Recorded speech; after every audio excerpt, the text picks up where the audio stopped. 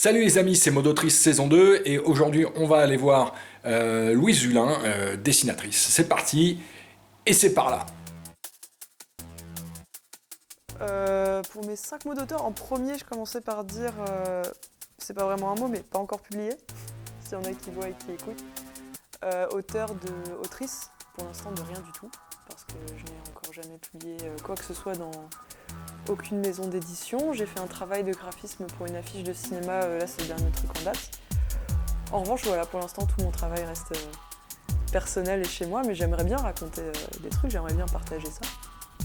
Voilà, j'écris beaucoup d'histoires et je les illustre aussi, et si j'arrive à trouver le moyen de recouper les deux ensemble ou travailler là-dessus plus concrètement avec un vrai projet mis en place, ça serait grave cool. En tout cas, j'ai envie. Le premier truc qui m'est venu à l'esprit pour mon deuxième mot, c'est personnel, ce qui rejoint un peu le premier. Tout mon boulot, il est vachement perso. J'adapte pas des choses. Je les écris et je dessine un peu ce que j'ai à dire et à faire comme ça. Du coup, c'est toujours des histoires et des personnages qui viennent de moi, que j'ai envie de faire parler. Et toujours, par extension, on se fait parler soi, parce qu'un auteur parle toujours de soi. Peu importe l'inverse qu'il essaie de dire, c'est toujours soi qui parle. C'est ses idées, sa vision du monde, sa façon de voir les choses dans une histoire, ça passe toujours par le regard de l'auteur. Donc voilà, mon travail, je pense, vraiment est personnel, comme celui de tous les autres, évidemment, mais je me focus un peu sur mes propres univers et créations, on va dire. Que ce soit dans un Moyen-Âge, de la science-fiction, quelque chose de plus d'actualité. En troisième mot, je dirais méticuleux. Parce que ça concerne purement la manière dont je travaille. Je suis très cérébrale dans ma manière d'approcher un dessin. Je réfléchis énormément, je fais beaucoup de recherches, beaucoup de brouillons, beaucoup de tentatives. Je m'y reprends à 47 fois avant de faire un dessin dont je suis vraiment satisfaite. Et quand je le fais, je prends des jours, voire des semaines sur certains, faire trait par trait, être certaine que je fais le bon chemin dans cette illustration, ce graphisme. Je me reprends tout le temps, même dans la bande dessinée ou le cinéma d'animation, à retester des choses dans la narration, à enlever des petits bouts, les recoller ailleurs. Quand je fais un storyboard en animation, je le fais jamais dans l'ordre chronologique d'une avancée d'un point A à un point Z. Je travaille avec plein de petits post-it où je note toutes mes idées, et sur un panneau en bois, je les mets dans un ordre. Je les réarrange dans un autre, je les remets dans le désordre, je change l'emplacement, j'inverse. Je fais des ponts, je tire des traits, enfin... Jusqu'à ce que je trouve petit à petit, je remets toutes les pièces du puzzle en place. Mais je commence avec un gros tas super bordélique. Et méticuleusement, je viens remettre un peu de l'ordre là-dedans. Enfin, c'est comme ça que se fait ma gymnastique mentale d'autrice, je pense. D'illustratrice, d'artiste. Traditionnel, parce que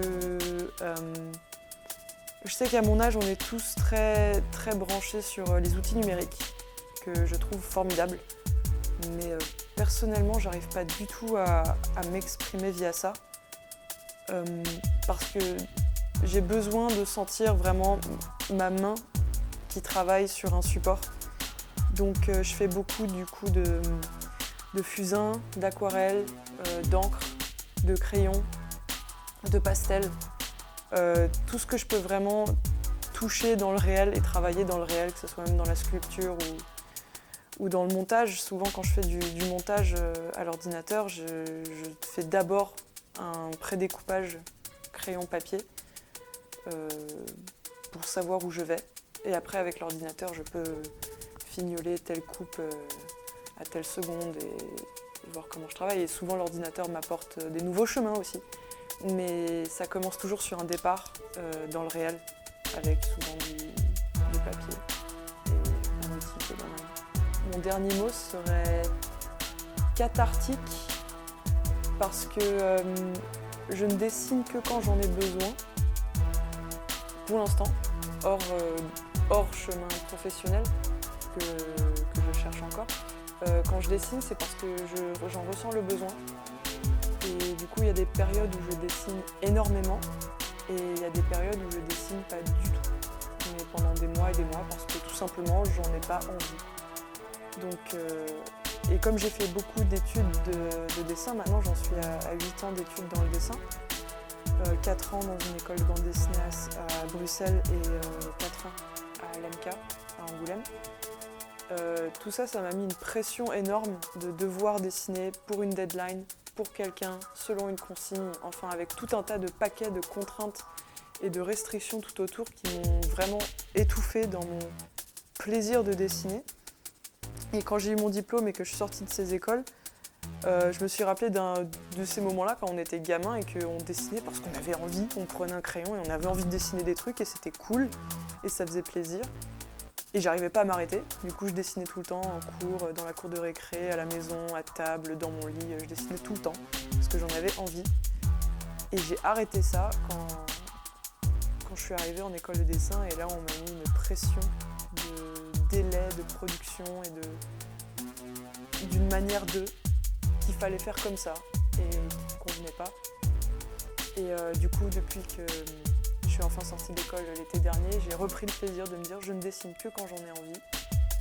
Et pour l'instant ça va, je m'en sors comme ça, plutôt bien.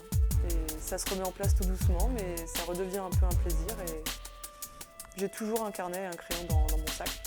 Je m'en sers pas tout le temps, mais il est toujours là. Je suis pétée de thunes invisibles, ouais. Je fais partie de ces gens qui pensent qu'ils sont riches mais qui ne le sont pas du tout. Et du coup, je fais n'importe quoi avec mon argent. Et je me retrouve toujours dans le rouge à me dire mais qu'est-ce qui s'est passé? Donc non, dans la réalité, non, je n'ai pas un rond. Mais dans ma tête, j'en ai beaucoup trop.